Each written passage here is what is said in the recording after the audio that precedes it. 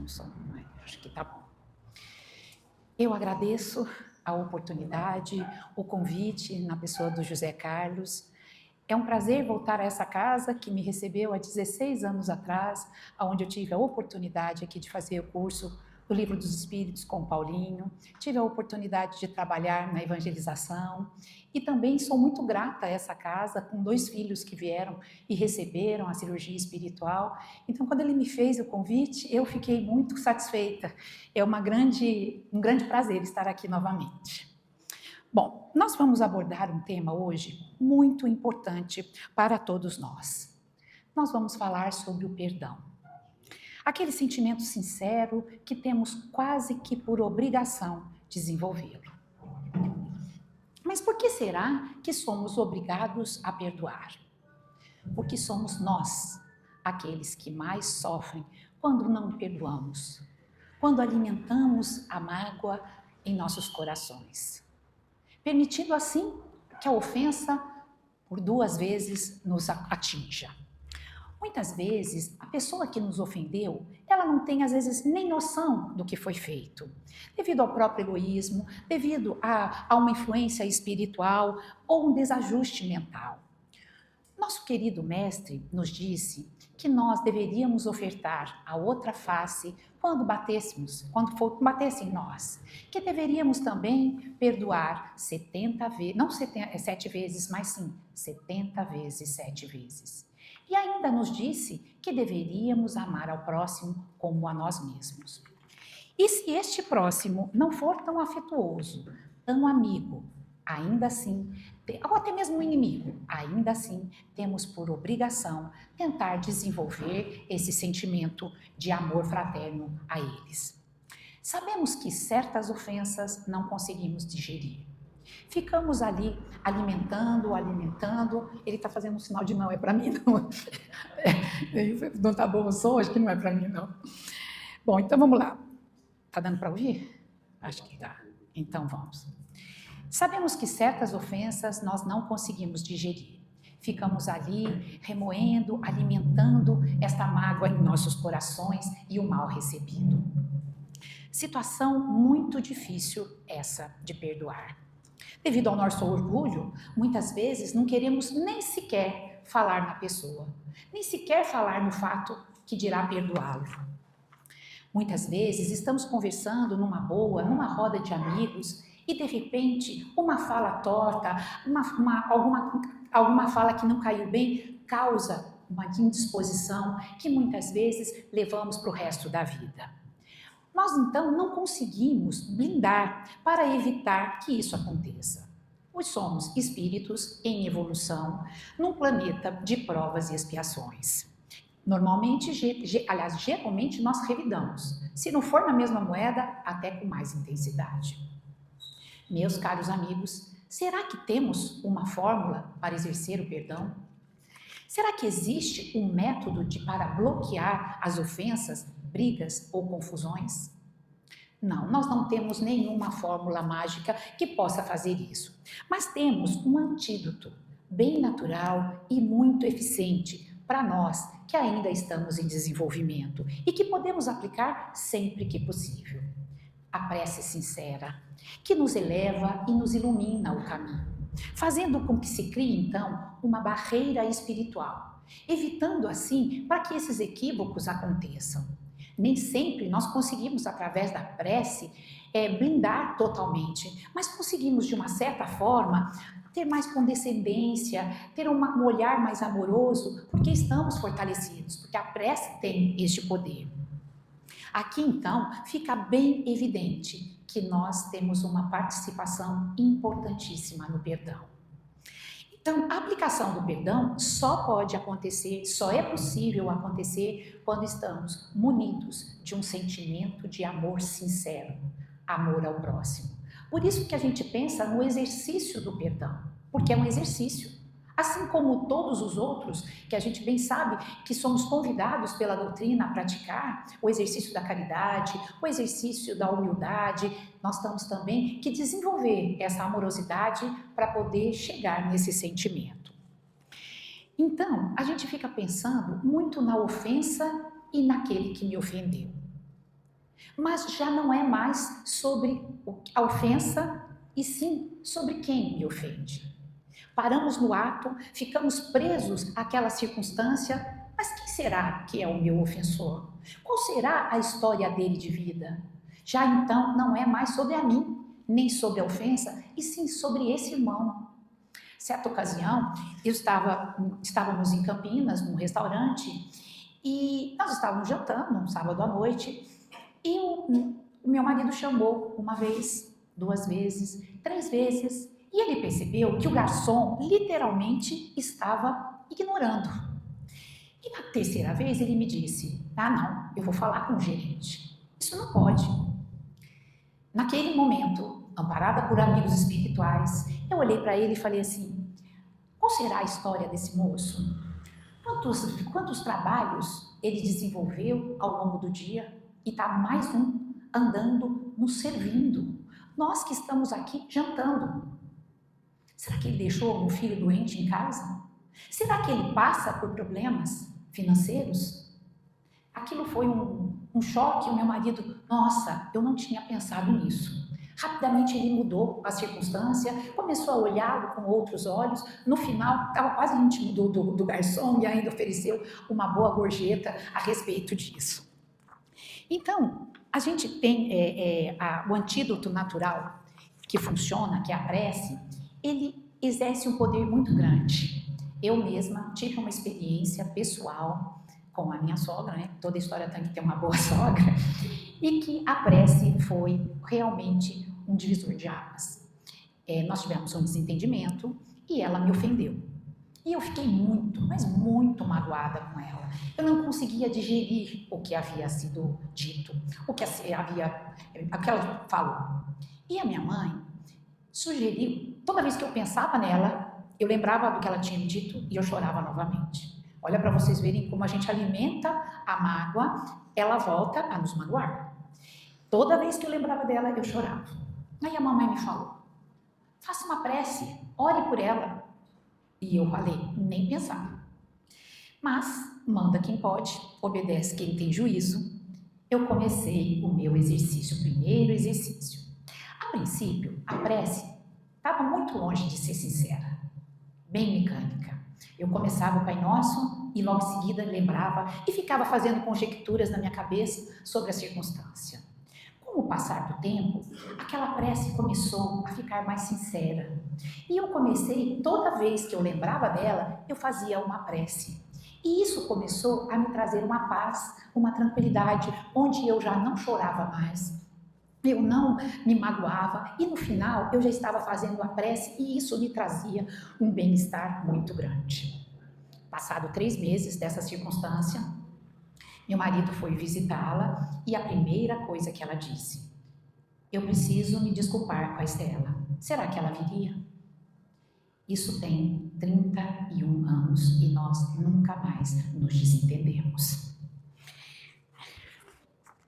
Vamos aqui na sequência, então, contar uma história real da última encarnação de personagens que se passa no interior do estado de São Paulo e que tem muito a ver com o mal recebido em outras existências e a necessidade de ativarmos toda a nossa intenção de perdoar.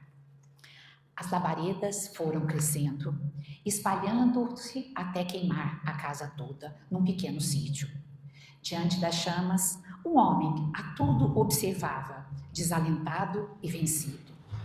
Sentindo-se fraco e impotente, via-se tudo como se estivesse vendo um filme, como se aqueles fatos não tivessem nada a ver com a sua vida. Ele permanecia imóvel, profundamente triste e perplexo. Aparentava 50 anos, mas no seu semblante denunciava uma vida sofrida de muitas dificuldades. Todas as suas lembranças estavam naquela casa, agora destruída pelo fogo. Ao menos ninguém se machucara, pensara ele, que vivia sozinho, pois os seus 4 filhos haviam se mudado para São Paulo, capital, que ficava distante dali. E sua mulher havia falecido há 10 anos, vítima também de um incêndio no mesmo local.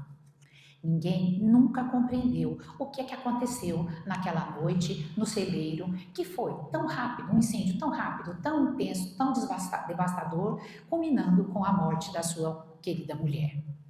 Naquele segundo incêndio, Jorge foi internado. Apesar dele não ter sofrido nenhum dano físico, ele desmaiou e não acordou mais. Demorou para acordar, então ele precisou ser internado e entubado, ficando bastante tempo no hospital para tratamento. Seu filho mais velho, de nome Pedro, silenciosamente sempre culpava o pai pelo ocorrido com a sua mãe. E aproveitando então deste segundo incêndio, ele voltou a fomentar, e ele nunca disse isso ao pai, aliás, ele nunca disse isso para ninguém, mas isso sempre vivia rondando a sua mente. E ele aproveitou então deste segundo incêndio para trazer novamente à tona o incêndio que aconteceu com a mãe. Esse incêndio onde a justiça não conseguiu sequer provar que Jorge era culpado. Mas a gente sabe que isso acaba virando uma obsessão e Pedro foi fazendo disso literalmente uma obsessão. Ele queria, a todo custo, colocar o pai atrás das grades. Jorge, por sua vez, sempre sonhava com uma casa com um incêndio. E aquilo deixava com que a sua noite ficasse agitada e com muita dor. Horríveis pesadelos o atormentavam, desde que Dulce se fora. Pedro era formado em advocacia. Então, com isso, ele conseguiu fomentar, através de conhecidos, fomentar de novo e abrir o inquérito. E também, ele influente que era, ele tinha amigos e conseguiu subornar um médico para que ele pudesse ministrar remédios, tornando o discurso do pai um tanto quanto confuso, provando assim que sim, ele poderia ter assassinado a mãe. E conseguiu, com isso, interná-lo no manicômio. Mas não para por aí. Ele ainda queria mais. E também, com a ajuda de amigos inescrupulosos, amigos dentro do meio onde ele vivia, ele conseguiu, a partir do discurso do pai, que não era coerente, que não era lúcido, interná-lo no manicômio judicial. Jorge a tudo assistia, com grande tristeza e sofrimento, a pensar que um filho queria colocar o pai, ele que não tinha culpa nenhuma, ele que amava aquela mulher, jamais teria feito algo para que isso acontecesse. Mas ele aceitava, resignado. Ele compreendia o que o filho estava fazendo, porque no íntimo ele tinha a sensação que ele precisava pagar por algo. Nada concreto, mas ele sentia. Então ele arquivou tudo, aceitou tudo de forma bem resignada. Vamos então sair desse cenário e nos transportar para 100 anos antes desta circunstância, às margens do Rio Tejo, em Portugal, aonde vivia uma família nobre, Afanásio Lins de Albuquerque. O nosso Jorge, de hoje, era um homem de gênio severo e até mesmo agressivo. Conseguia tudo o que ele queria. A vontade dele era lei. E ele já tinha escolhido para seu filho mais velho, que também se chamava Pedro, a futura noiva com quem ele gostaria que o filho se casasse. Uma moça da alta sociedade, que naquela época se unia de acordo com os interesses. Mas a vida apresenta mudanças quando menos esperamos. Seu filho, num passeio a cavalo, certa feita, encontrou uma bela jovem camponesa de nome Júlia e logo se encanta por ela. Os encontros vão aumentando e com ele também vai crescendo o amor. O pai de Pedro, que desconhece esse namoro, vivia constantemente insistindo para que Pedro fosse conhecer a família da futura nora que ele havia escolhido. Seu filho vai se esquivando, mas depois, numa noite, depois das muitas discussões, ele resolve enfrentar o pai e diz que ele não iria se casar com a moça escolhida, que ele havia se apaixonado por uma moça de família simples, mas família muito honesta. O pai fica enfurecido e diz que jamais ele permitiria que isso acontecesse e que ele não ousasse a desobedecê-lo. A noite parece infindável para aquela família. O pai tenta conciliar o sono, mas a raiva o domina e não deixa dormir.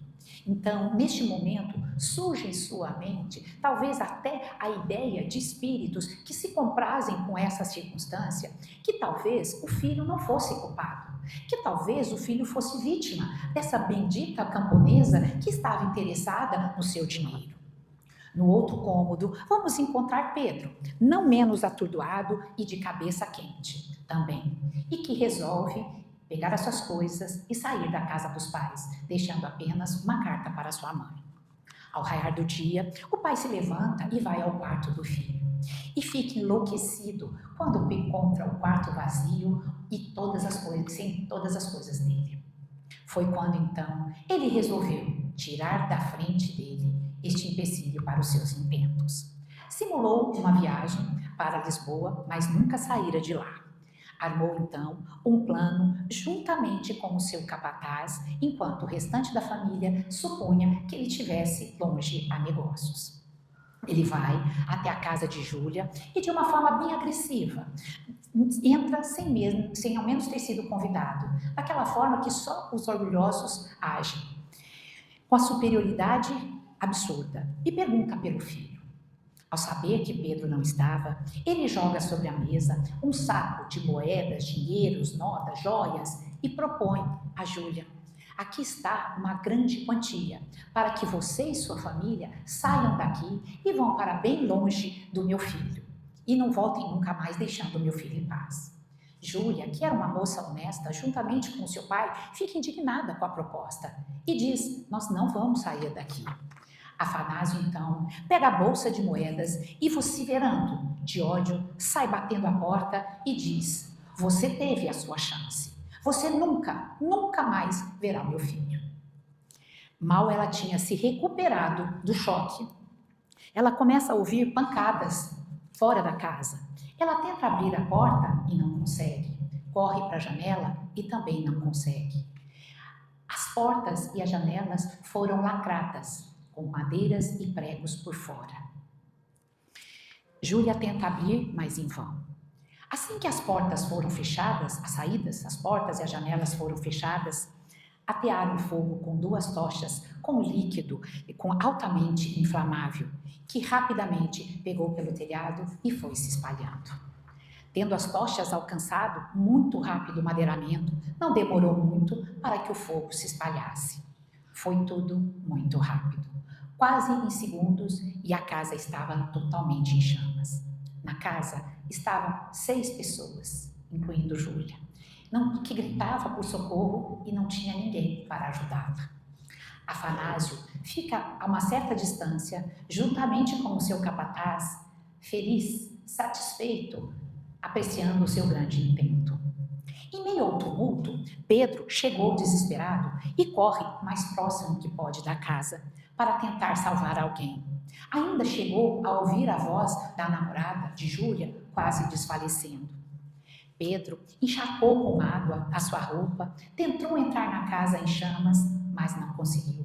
Percebeu que as portas estavam fortemente lacradas e, por ter ingerido muita fumaça, acaba desmaiando. O pai, ao observar tudo, não reconheceu o filho. Toda a existência estava agora comprometida. Nada poderia minimizar a sua culpa. A dívida por ele contraída, mediante o que acabava de praticar, Afanásio nunca mais teria paz. Pedro, após despertar do desmaio, foi internado e delirava frases desconexas, gravemente ferido. Mas ele lembrou que quando tentou abrir as portas, ele viu um lençol parcialmente queimado, mas com as iniciais da sua família. E ele então deduziu que tinha sido o pai que tinha colocado o fogo na casa. Ele conta para sua mãe no hospital que a mãe fala: não pode ser, de jeito nenhum. Mas ela foi juntando as pedras daquele quebra-cabeça, aquele homem que não podia ser frustrado, aquele homem acostumado a mandar, o ódio que ele ficou quando descobriu o amor, e por intuição ela acabou entendendo que foi o marido que havia feito aquilo. Quando o marido então chega da suposta viagem, é recebido por sua esposa, que conta tudo o que aconteceu com Pedro. Afanásio ficou com o coração partido, como se tivesse enfiado uma lâmina em seu coração. Quase desmaiou, teve enjoo, vertigem, ele não podia estar acreditando no que ela contava. Mas ele lembrou que ele viu um homem a certa distância chegando perto da casa, e logo ele deduz que era o Pedro. Inconformado com o que ele tinha feito, ele entra em choque e também é internado no hospital, o quarto próximo ao lado do filho. Pediu então que pudesse ver Pedro, que estava em estado muito grave no quarto ao lado.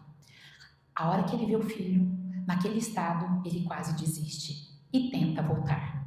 Mas neste momento, uma força absurda, Pedro desperta, senta na cama e fala para ele: destruístes tudo o que me era mais querido. Por quê? Calma, meu filho, não sou seu filho, nunca te perdoarei pelo que fizestes.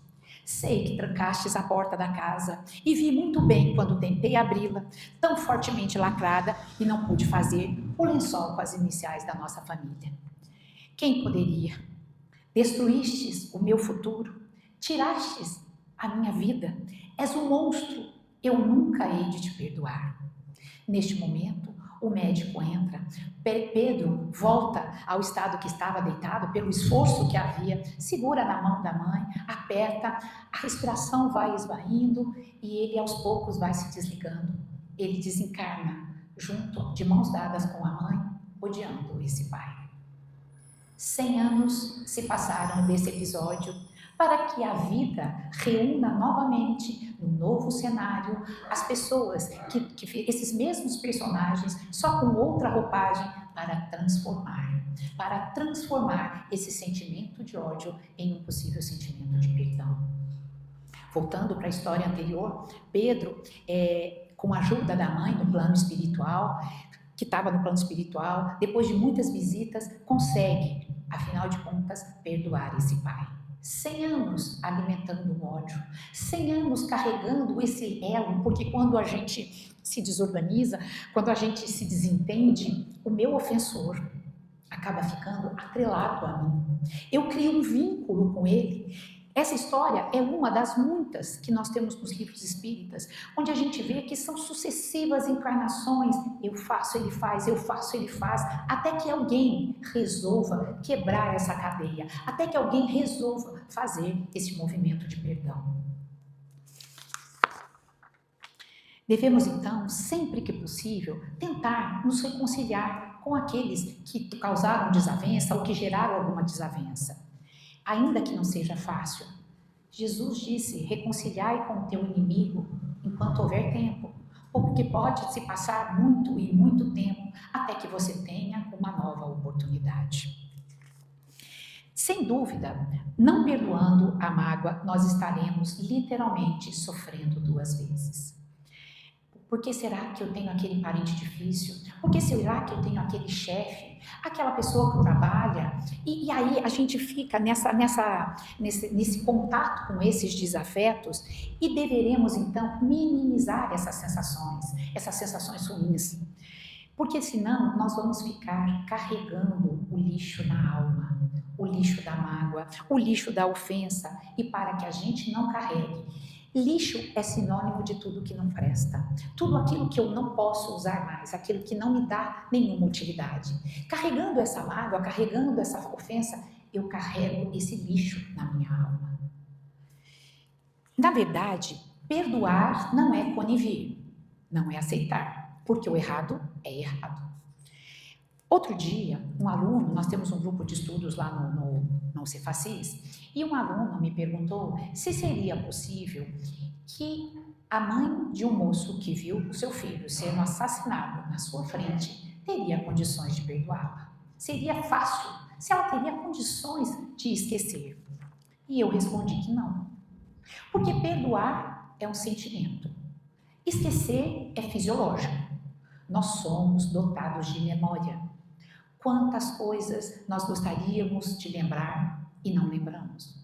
Quantas coisas nós gostaríamos de esquecer e não esquecemos? Então, perdoar não é esquecer.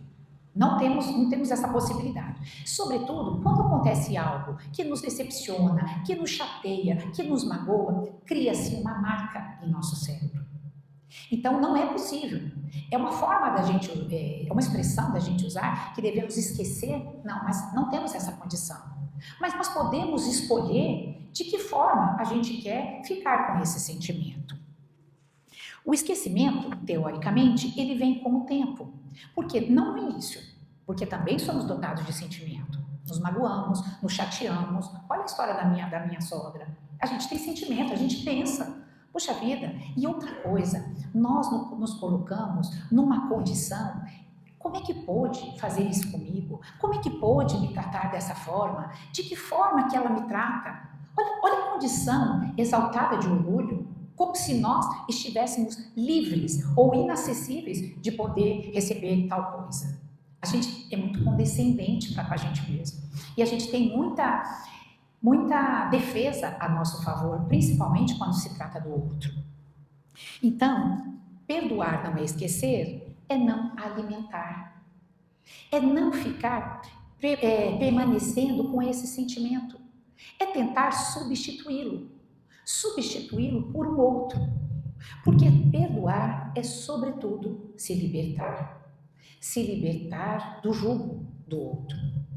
Nós não podemos esquecer que não existe equívoco na nossa história e que hoje nós podemos estar recebendo uma ofensa ou algum ato, é o resultado das nossas ações.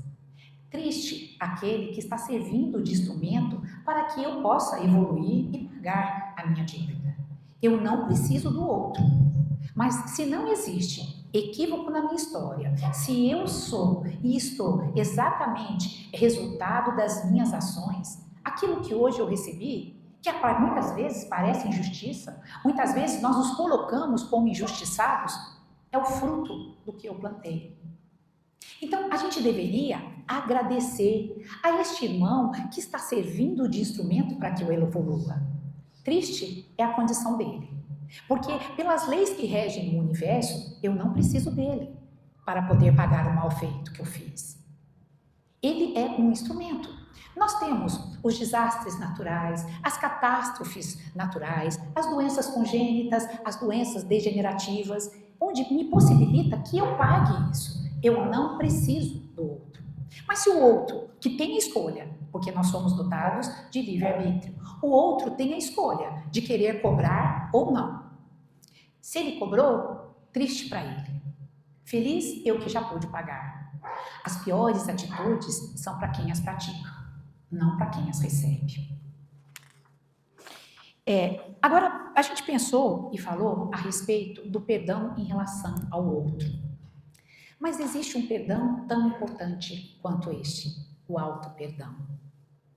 Nós constantemente, sobretudo agora, conhecendo, estudando um pouco da doutrina, que constantemente vem nos convidar a uma melhora, a uma reforma íntima, costumamos dizer, eu não posso errar, eu não vou errar, é inaceitável que eu erre. Ora, nós estamos ainda em condições de desenvolvimento, somos ainda espíritos errantes, ainda erramos e podemos, inclusive, nos perdoar disso. Os consultórios psicológicos hoje em dia se encontram cheios de espíritos encarnados que têm a autoestima muito baixa, que diz, eu não posso ser feliz, isso eu não sou merecedor, porque no íntimo trazem um sentimento em sua consciência de culpa e não conseguiram se libertar dessa culpa. Ora, se eu errei, também não posso partir do pressuposto que assim, eu sou assim e pronto, eu estou assim. E se eu errei, eu preciso ter um olhar amoroso, eu preciso ter um olhar de autocuidado comigo. Eu errei, eu vou tentar não errar mais. Eu vou me esforçar para não fazer de novo. Esse auto-perdão é importantíssimo, porque se nós não nos perdoamos, nós ficamos paralisados nesse sentimento de culpa. Isso, em outra vida ou nessa. A gente ainda é muito reagente. A gente ainda é muito toma lá da cá. E quando vamos colocar a cabeça no travesseiro, nós, meu Deus, como é que eu falei aquilo? Como é que eu agi daquela forma? Santo Agostinho propõe que façamos uma reflexão diária. Mas se eu fiz esse dia que foi desastroso, eu posso tentar fazer melhor amanhã. Porque na culpa está o castigo, como diz Padre Germano em seu livro. Quando eu fico remoendo, arrependido daquilo que eu fiz ou daquilo que eu não fiz que prejudicou alguém, eu fico como se eu estivesse engessada. E a função do gesso é paralisar aquele órgão quebrado, aquele braço que está machucado. O auto-perdão, o reconhecimento da sua falta, tem que funcionar como se fosse uma alavanca para um carro atolado. Espera aí. Isso aqui que eu fiz foi extremamente desastroso. Isso aqui que eu fiz é inaceitável para mim. Eu não podia ter agido daquela forma. Está feito. Agora eu vou tentar fazer melhor. Então nós temos as 3 circunstâncias. Nós temos o perdão daquelas desavenças de vidas passadas. O perdão que acontece ao conviver, porque nós somos como diamantes. Nós somos como diamantes que têm necessidade de se atritar. Conviver é viver com, e é necessário que nesse atrito a gente vá se burilando. É necessário que a gente reflita, e é necessário ainda que nós percamos um pouco deste milindre que ainda somos dotados. Nos ofendendo, vendo problema aonde não tem. Ainda este mesmo aluno me perguntou se o mais vil bandido um dia se iria se arrepender. Se somos criados à imagem e semelhança de Deus, nós temos a centelha divina, nós temos a capacidade de amar. Pode ser que ainda esteja adormecido. A temporalidade desse desenvolvimento não é igual para todo mundo. As águas dos rios também não estão todas no mesmo nível, mas isso vai acontecer. Certa ocasião, perguntou-se para um sábio se Deus perdoava. O sábio pensou um pouco e respondeu: para perdoar, ele precisa se ofender. E o intelector, então, respondeu: Deus não perdoa porque não se ofende. Ao invés de pensarmos no ato do perdão, se começarmos esse exercício em relevar, em analisar e entender o que eu estou recebendo, talvez diminua esse sentimento que muitas vezes somos atrelados e permanecemos atrelados até mesmo por séculos por esse sentimento de ódio. Então é necessário que nós quebremos essa cadeia, porque quando eu perdoo, eu me liberto. E aquilo que ficou para ele, eu vou seguir o meu caminho, eu vou para outra circunstância. Então, Divaldo fala que é extremamente cômodo e inteligente nós perdoarmos, porque nós não permitimos que este ofensor me magoe novamente, e novamente, e novamente, e todas as vezes que eu me lembrar do ocorrido. Deixa eu ver se eu já falei tudo. Então, esse nível nosso de orgulho e de vaidade faz com que nós ainda permanecemos nesse estado de milindre. Então, no exercício do perdão, perpassa para também façamos uma análise sobre como é que eu estou vendo, como é que eu estou sentindo em relação ao outro. Allan Kardec, no Livro dos Espíritos, nos diz que a caridade pode ser resumida em 3 fases. A primeira delas, benevolência para com todos. Segunda, indulgência para com as imperfeições. E a terceira, o perdão. Uma boa noite a todos.